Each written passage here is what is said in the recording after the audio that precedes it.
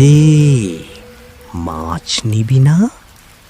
আয়, আমার কাছে আয়, বড় বড় তাজা তাজা মাছ আছে, আয়।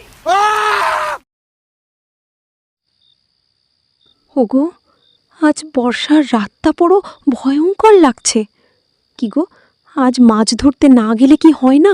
মাছ না ধরলে খাবো কি গিন্নি?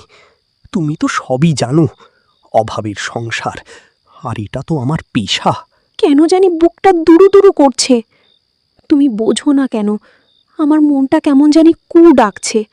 তুমি আজ যেও না, তোমার কিছু হলে আমি কাকে নিয়ে বাঁচব?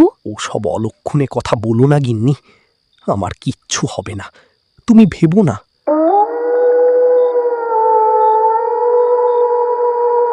গিন্নি, চললাম, ফিরে এসে গরম গরম ভাত খাবো কিন্তু। সাবধানে থেকো ওগো, খুব সাবধানে থেকো। এই কথা বলে হারাধন জালহাড়ি নিয়ে বেরিয়ে পড়ল মাছ ধরার উদ্দেশ্যে। পেটের ক্ষুধা যে বড় কষ্ট, কোনো কিছুই মানে না। তাই এক প্রকার বাধ্য হয়েই হারাধন শ্মশান বিলের দিকে যেতে লাগল।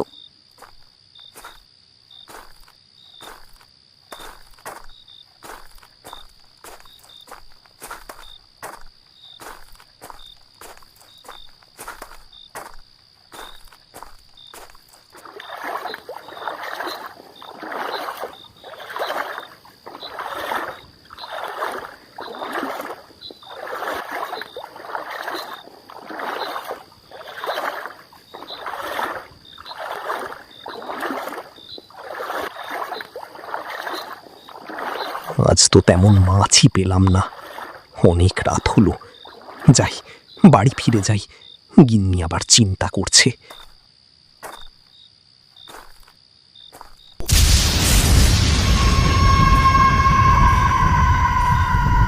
হঠাৎ আবার বৃষ্টি কোথা থেকে নামলো?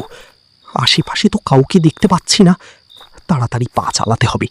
ওইদিকে গিন্নি চিন্তা করছে। ও আল্লাহ, এত রাত হলো এখনো তো সে বাড়ি ফিরছে না। কি যে হলো, মনটা জানি কেমন করছে। রূপা, শুনছো? দরজা খোলো, আমি এসেছি। কি গো, তুমি এসেছো? এত দেরি করলে কেন? তুমি আর আমার দুশ্চিন্তা বাড়িও না। ও আল্লাহ, তুমি রক্ষা করো মাবুদ। কেন জানি মনে হচ্ছে কিছু একটা বড় বিপদ হয়েছে। আল্লাহ, তুমি দেখো। গরম ভাত ঠান্ডা হয়ে গেছে, কিন্তু হারাধন এখনো বাড়ি ফিরছে না। রাত যত গভীর হচ্ছে, রূপার দুশ্চিন্তা ততই বাড়তে লাগল।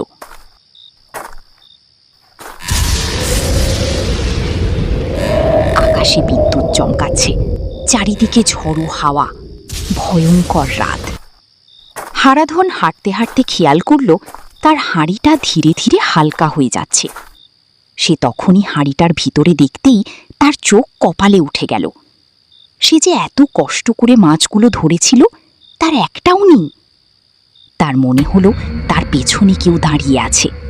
এখানে আর মোটেও দেরি করা ঠিক হবে না, যত দ্রুত সম্ভব বাড়িতে যেতে হবে। গিন্নির কথাটাই ঠিক হলো। সে জালহাড়ি ফেলে আরো দ্রুত পা চালাতে লাগলো। তার পথ যেন শেষই হচ্ছে না। আশেপাশে কেউ নেই, কোনো বাড়িঘরও নেই।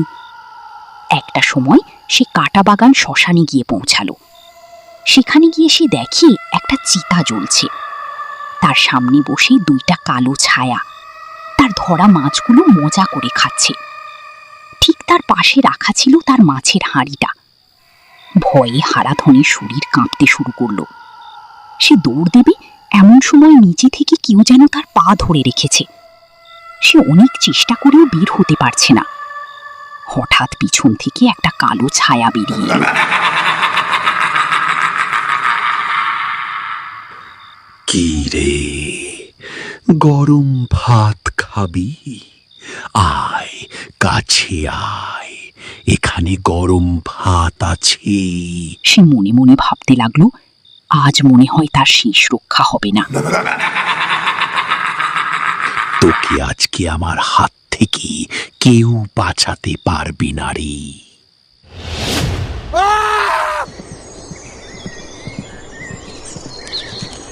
পরের দিন সকালবেলা হারাধনের আর বাড়ি ফেরা হলো না। সেই শ্মশান ঘাটে শুধু তার ছেঁড়া ধুতি আর মাছের হাঁড়িটা পড়েছিল। সেই থেকে ওই গ্রামে রাত হলে কেউ আর বাড়ি থেকে বের হওয়ার সাহস পায় না। শোনা যায় এখনো নাকি হারাধন সবাইকে রাতে ডাকে। কি রে, মাছ নিবি না? আয়, আমার কাছে আয়, বড় বড় তাজা তাজা মাছ আছে, আয় কাছে